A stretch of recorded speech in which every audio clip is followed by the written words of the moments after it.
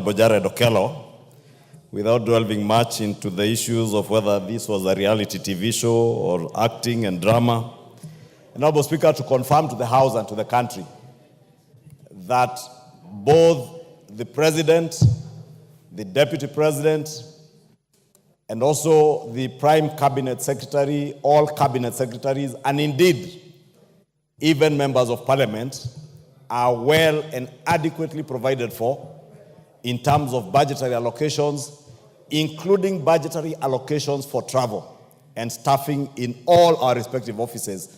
And Honorable Speaker, the Honorable Jared Okello will bear me witness that last week, only last week on Thursday, Honorable Speaker, we did pass the supplementary appropriations bill, and also we are in the process now of finalizing the appropriations bill of the 2024-2025 financial year. And if any Kenyan looks into the books of accounts of the national government, you will realize that the office of the Deputy President is very well resourced. And indeed, Honorable Speaker, maybe it's good to just put it into perspective because the Honorable Jared Okello has raised the issue. And there are issues that touch on, as you have guided, on the budget of the office of the Deputy President or the presidency, issues that touch on security of the person of the Deputy President and that of the President. And also, Honorable Speaker, what the Honorable Junet has referred to as the honor and dignity that comes with the offices that we all hold, not just the President and Deputy President, but even us as members of Parliament. And Honorable Speaker, in confirming that there are adequate resources, including resources for air transportation, Honorable Speaker, both for fixed airwing, aircraft, for helicopters, and even if the Deputy President opted to travel by sea, there are adequate resources for him to travel by sea, by SGR, or even by coast bus to any other bus, Honorable Speaker. And let me also say, Honorable Speaker, it is not unusual, because I don't know why anybody would think it's unusual for the Deputy President to travel with our national carrier, Kenya Airways. Honorable Speaker, I have witnessed holders of that office in the person of William Ruto, our current president, use not just Kenya Airways. In fact, last week when he traveled to South Korea, he took a commercial airliner to South Korea to and fro. The only difference is that he never posed for any photograph anywhere. I have also witnessed when he was Deputy President, William Ruto traveled not just on Kenya Airways, but used jumbo jets to Mombasa, to Eldoret. He has used Skyward and Renegade, and the other, not 540, there's another airline that Safari Link to Masai Mara. And therefore, it is not unusual. I think the only unusual thing that happened yesterday, Honorable Speaker, and maybe that may have gotten the attention of the Honorable Jared Okello, was the Deputy President towing a bag, a new bag, brand new bag, as the Honorable Junet says, that could not even fit into the compartments in the aeroplane, towing the bag and posing for a photograph. But unfortunately, I think, Honorable Speaker, on matters touching on security, the Deputy President was also very well secured yesterday, and I can confirm that to the country. He had with him not less than 19 bodyguards, 14 of whom he was to travel with on that aircraft. Therefore, he had no problems with people to carry his bags. Let nobody think that the Deputy President had problems on people to carry his bags. He had not less than 3 photographers to take the photographs, Honorable Speaker. Majority. Yes, Junet, what's the point of order? Mr. Speaker, I wish to ask the majority leader whether he's correctly saying that a plane that was to carry 60 people, 14 were supposed to be bodyguards of the Deputy President in that plane. Can you tell the Parliament in broad daylight that 14 were members of his security detail out of 60 members, a third of the plane, and cameramen and the other things? Honorable Speaker, the information I have, the Deputy President did not just appear for the photograph. The Deputy President was driven to the airside with his full security detail, including the presidential guards that guard him from the Wrecking Squad. They were there with him. There were adequate, not less than 14 officers traveling with him on that plane, including photographers, security men, bloggers, protocol people, including the former MP for Nyeri, who I hear is a chief blogger in that office now, Honorable Speaker. Therefore, Honorable Speaker, I was just making the point that the Deputy President was not short of staff and personnel to carry his bags, including photographers who are taking those photos, Honorable Speaker, and therefore his security was not in question at all. Two, Honorable Speaker, in terms of the dignity and honor that comes with that office, Honorable Speaker, I think the Deputy President had this flight paid for by the government of Kenya using taxpayers' money. And to give his office the honor and dignity, those who are keen observers did observe he was seated on seat 1A of that flight.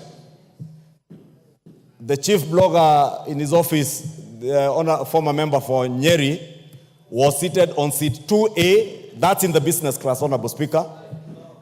And others, including his security officers, I think 2 are seated in the business class with him, and many others were seated in the economy compartment. And therefore, let me assure the country that the Deputy President within that flight was very safe. There is nothing unusual in him taking commercial flights.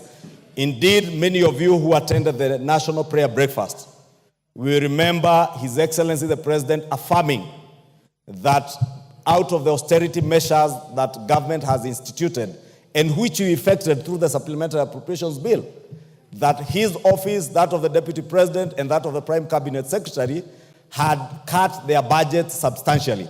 And therefore, I only want to encourage the President, the Prime Cabinet Secretary, the Deputy President, when they travel, to bear in mind those austerity measures, but at least to reduce the delegations, if not anything.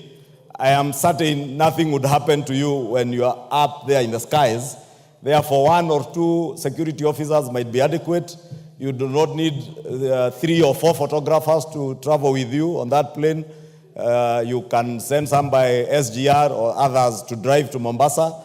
Therefore, I want to encourage all our government officers to bear in mind that we are in a tough situation and austerity measures that government has instituted, including Parliament, Honorable Speaker. I was pleasantly surprised the other day when I saw members of Parliament carpooling to travel to Naivasha because they thought it was easier to hold their meeting where they were holding and carpool. And Honorable Speaker, this should be the spirit, Honorable Speaker. But also, Honorable Speaker, more importantly, because I have seen these questions being raised, especially by bloggers, is the Deputy President entitled to use of military aircraft? Honorable Speaker, I did engage the Cabinet Secretary for Defense, and indeed I have asked, Honorable Speaker, so that we may put this matter to rest, I will be writing to the Cabinet Secretary for Defense to appear before this House in plenary that only the President and the First Lady, the President as Commander-in-Chief, since we don't have a Deputy Commander-in-Chief, has access to military aircraft.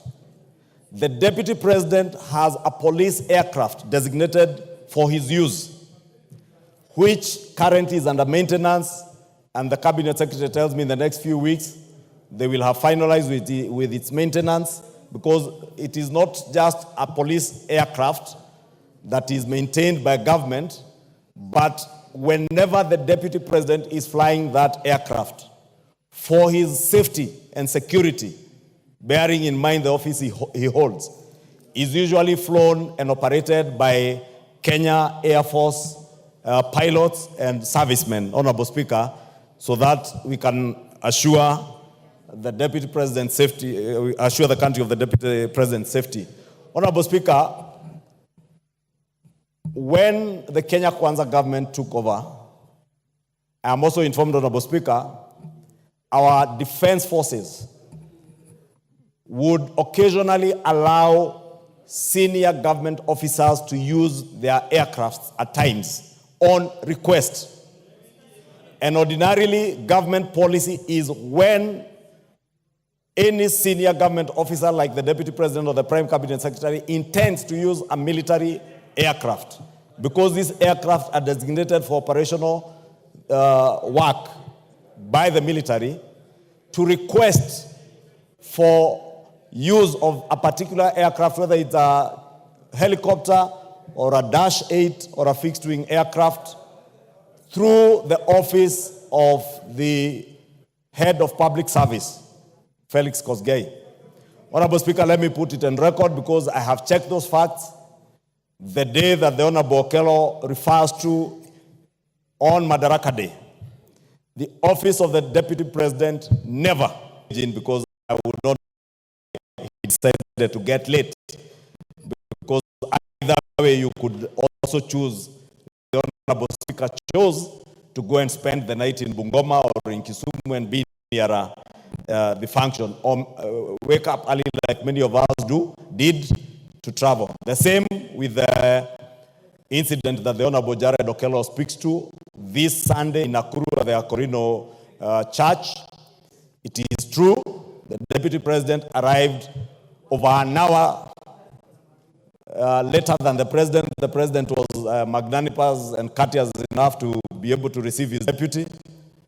And, Honorable Speaker, I can also confirm, because I was to join you in Laikipia, we left Nairobi at exactly the same time with the Deputy President at about 10:44 a.m. When his chopper was lifting from his current residence, Honorable, we traveled together. There was a slight challenge with the weather, I can confirm, Honorable Speaker, around Mount Longonot. And we were able to maneuver through within a period that did not exceed 5 minutes. As to why the Deputy President chose to tell the country that he had transport and weather challenges, Honorable Speaker, on the pulpit in church, again, I would not be able to be in a position to tell why the person serving in the office of a Deputy President would choose to tell what is not true while standing at a pulpit in a church, Honorable Speaker. And since, Honorable Speaker, you have guided, we are not here to discuss the conduct of any person. I do not want to dwell into that. But to assure the country that both the President, the Deputy President, the Office of the Prime Cabinet Secretary, from what the Minister for Defense has informed me, may, in writing, ask for use of military aircraft.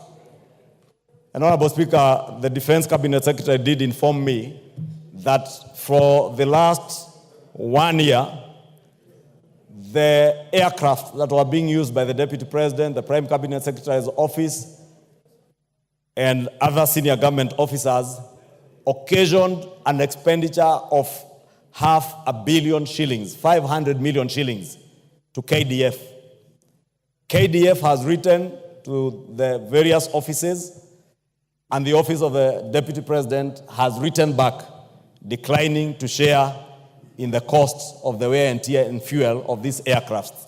And that is why the Kenya Defense Forces and the Ministry of Defense made a policy decision that should any officer want to use military aircraft, it must be on request, since all these offices have resources appropriated to them for air travel. Therefore, if you use a Kenya Defense aircraft for fuel, for wear and tear, you pay for it from the budget in your office. And therefore, Honorable Speaker, should cry foul that they have not been allowed to use military aircraft.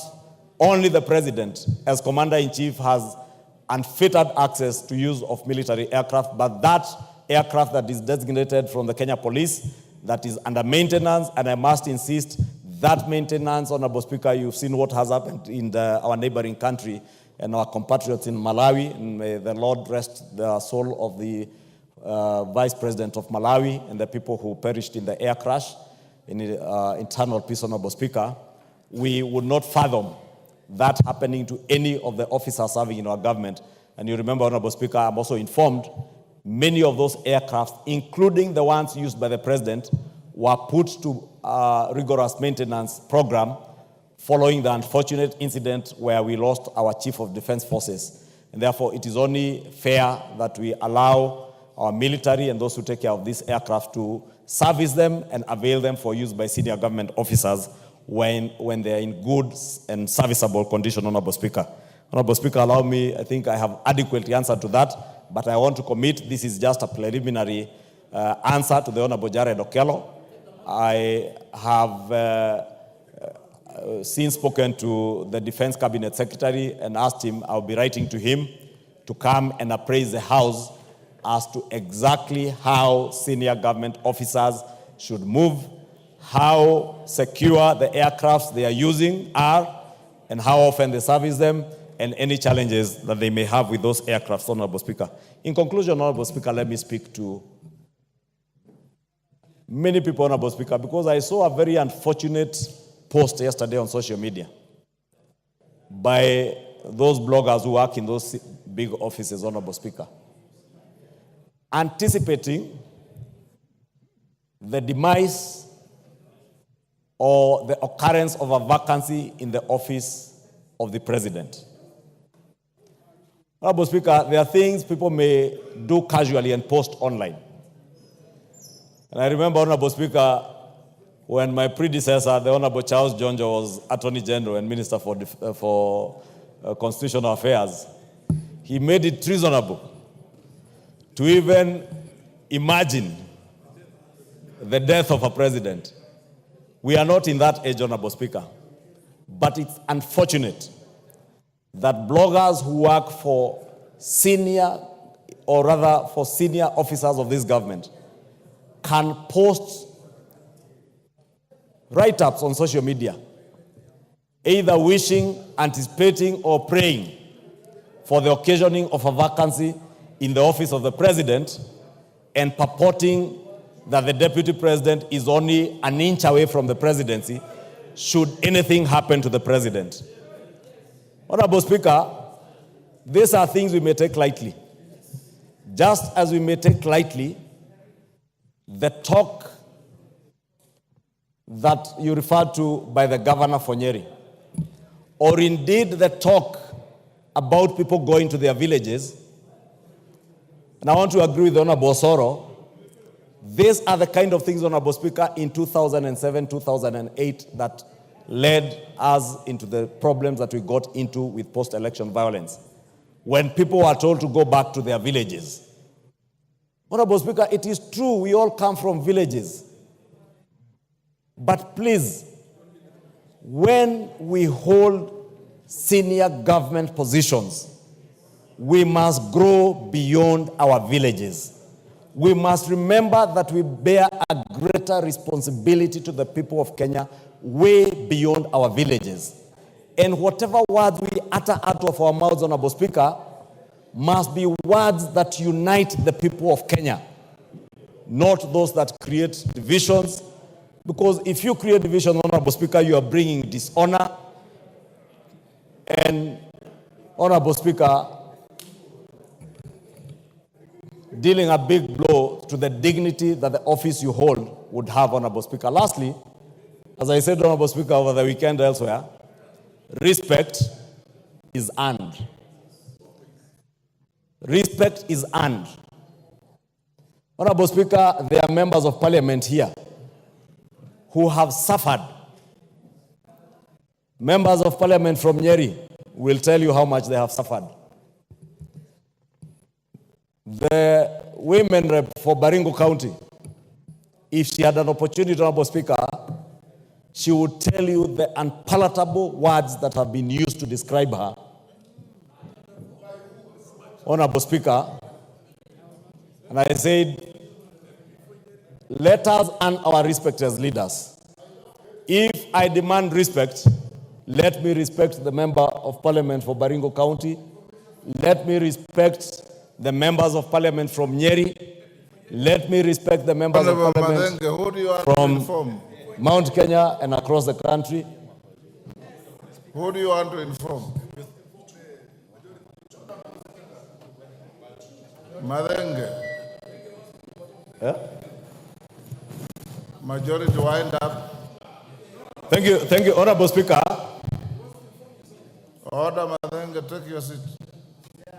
No, the member for Nyeri, I think, had me mentioning how much they have suffered. Honorable Speaker, maybe I would allow him 1 minute to inform me. He wanted to inform you. Do you want information? I would oblige him to inform me. 1 minute, Madenge. Thank you, Honorable Speaker. Honorable Speaker, I